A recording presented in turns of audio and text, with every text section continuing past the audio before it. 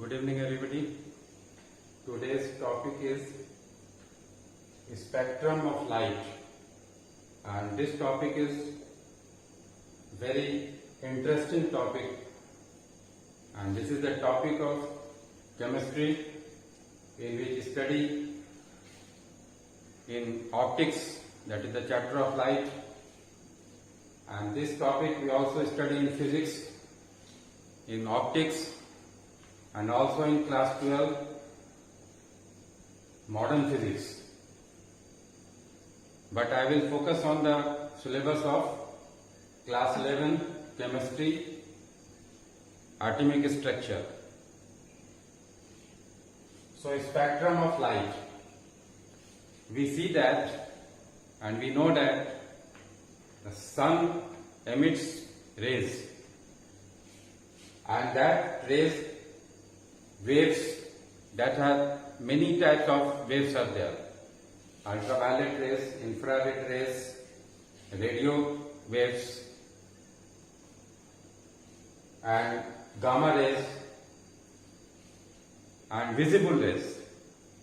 Visible rays are those rays that we can see, that we see the reflection of visible rays.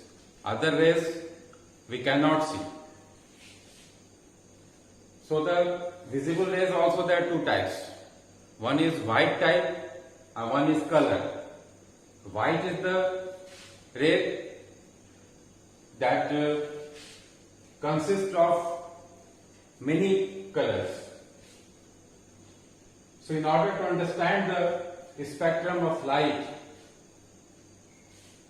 we use the white light, and this white light is passed through a prism. So this is the shape of prism. You can say that this is triangle, this is triangular shape, but no, triangle is two-dimensional shape, whereas prism is three-dimensional. You can see in the laboratory that prism is three-dimensional, but the front view looks like that, this triangle, and on the whiteboard we cannot draw the three-dimensional structure, so we have to draw this two-dimensional like triangle. So this is prism. So when white light passes through a prism, this light gets, after passing through the prism, this light is broken into, and this light is emerged, that many color lights are there. That is, the 7 color lights are obtained, and this light we see this light rays on a screen. On a screen we see the light ray, that is the 7 colors. So that is called VIBGYOR, that is violet, indigo, blue, green, yellow, orange and red. So this is VIBGYOR. So this we get on this screen the 7 colors of light. That is, after white light, this fall on the prism, and after that this comes out the 7 colors of light. So all these are colored light. So 7 colors. So here is the incident rays, the white light, whereas after the rays come out of the prism, that we get the 7 colors. Now you see these 7 colors, that is VIBGYOR, violet, indigo, blue, green, yellow, orange and red. So now you see the deflection of this light, how this light is deflected. So this first is red light, and this you see that when this is the imaginary line, this is the light rays, and this is the after refraction, this comes outside, this giving the VIBGYOR, the 7 colors. But this is the imaginary line. We draw the imaginary line, and we see that this red color is this angle between this imaginary line and this. अगर ये light यहाँ पर इसका refraction नहीं होता, ये light अगर सीधे चला जाता, तो ये इमेजिनरी लाइन है, और इस लाइन से और ये रेड रे के बीच में जो एंगल होता है, ये एंगल हम देखेंगे कि ये एंगल और अदर रेस का, जैसे रेड के बाद ये ऑरेंज है, येलो है, ग्रीन है, जैसे जैसे हम नीचे की तरफ जा रहे हैं, ये एंगल बड़ा होते चला जा रहा है. This angle becomes greater. So this in case of red, this angle is the smallest, and in this case of violet, this angle is largest. So इसका मतलब ये हुआ कि ये ओरिजिनल पाथ से इसका डिफ्लेक्शन डेविएशन रेड के case में सबसे कम होता है और वायलेट के केस में सबसे ज्यादा होता है. तो क्यों ऐसा होता है? बिकॉज द रेड का ये जो वेवलेंथ है वो मैक्सिमम होता है और इसका फ्रीक्वेंसी मिनिमम होता है, और ये ग्रेजुअली ये डिक्रीज करता है, ये वेवलेंथ डिक्रीज करता है और ये जो फ्रीक्वेंसी है ये इंक्रीज करता है. You see that this violet, indigo, blue, green, yellow, orange, red, ये अपवर्ड डायरेक्शन में जा रहा है, ये इंक्रीजिंग ऑर्डर में जा रहा है, और ये फ्रीक्वेंसी जो है डिक्रीजिंग ऑर्डर में जा रहा है. मतलब वायलेट का जो लैम्डा होगा, जो वेवलेंथ होगा, वो मिनिमम होगा और रेड का वेवलेंथ मैक्सिमम होगा. ठीक उसके उल्टा, just opposite to that, violet का फ्रीक्वेंसी मैक्सिमम होगा, रेड का फ्रीक्वेंसी मिनिमम होगा.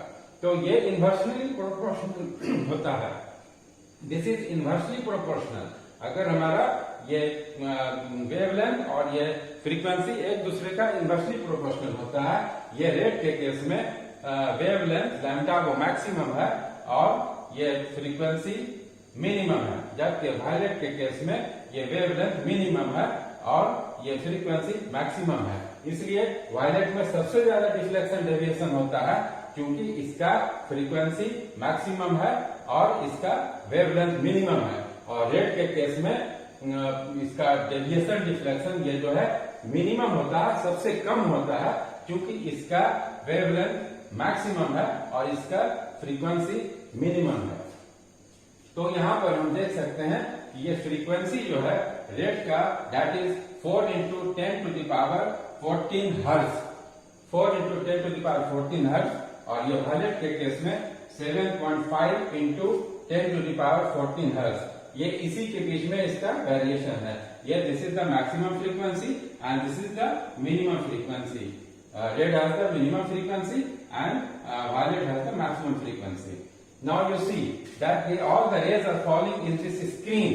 ये स्क्रीन है, इसी पर हमारा सारा रेज जो है फॉल कर रहा है, और इस स्क्रीन पर हम स्टडी करते हैं. इस स्क्रीन को हम स्टडी करते हैं तो ये हम देखते हैं कि violet, indigo, blue, green, yellow, orange, ये हमारा सारा जो कलर बैंड होता है, ये बैंड ऑप्टेन होता है. This is the band, several bands of the colours. This is the band of violet, this is the band of indigo, this is the band of blue, band of green, band of orange, band of band of yellow, band of orange and band of red. So इस तरह से ये 7 colours का band obtain होता है.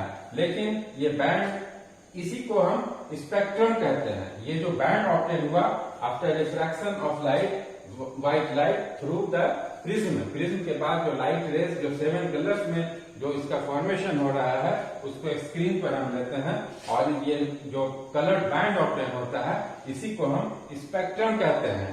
और इस spectrum को स्टडी हम करेंगे. इस स्पेक्ट्रम का स्टडी हायर क्लासेस में, बीएससी लेवल में इसका स्टडी किया जाता है. That is study of spectrum. एक अलग वो है, ब्रांच है, दैट इज कॉल्ड स्पेक्ट्रोस्कोपी. तो अब ये कहते हैं कि ये कलर बैंड जो ऑब्टेन हुआ है, ये कलर बैंड ऐसा नहीं है कि ये अलग अलग डिफरेंट है. कलर बैंड अलग अलग बिल्कुल सेपरेट किया हुआ है, ऐसा नहीं है. एक कलर दूसरे कलर में मर्ज करता हुआ दिखता है.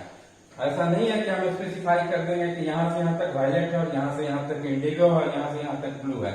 वायलेट मर्ज कर जाता है इंडिगो में, इंडिगो मर्ज कर जाता है ब्लू में, ब्लू मर्ज कर जाता है ग्रीन में, ग्रीन मर्ज कर जाता है येलो में, येलो मर्ज कर जाता है ऑरेंज में, ऑरेंज मर्ज कर जाता है रेड में. तो हर कलर एक दूसरे कलर में मर्ज करता हुआ चला जाता है. इसीलिए इस टाइप को स्पेक्ट्रम जो फॉर्मेशन हुआ है, इस टाइप के स्पेक्ट्रम को हम कंटिन्यूअस स्पेक्ट्रम कहते हैं. This is called continuous spectrum.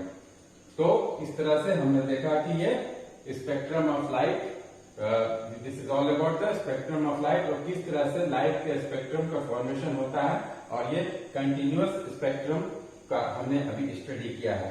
Next class में हम लोग स्टडी करेंगे डिसकंटिन्यूअस स्पेक्ट्रम। ये कंटिन्यूअस स्पेक्ट्रम इसको इसीलिए कहते हैं क्योंकि इसका सेपरेशन कहीं नहीं है, एक कलर दूसरे कलर में मर्ज होते हुए चला आया है, इसलिए that's why this type of spectrum is called continuous spectrum. So this is all about the spectrum of light. Next class we will study the discontinuous spectrum. So thank you. That's all.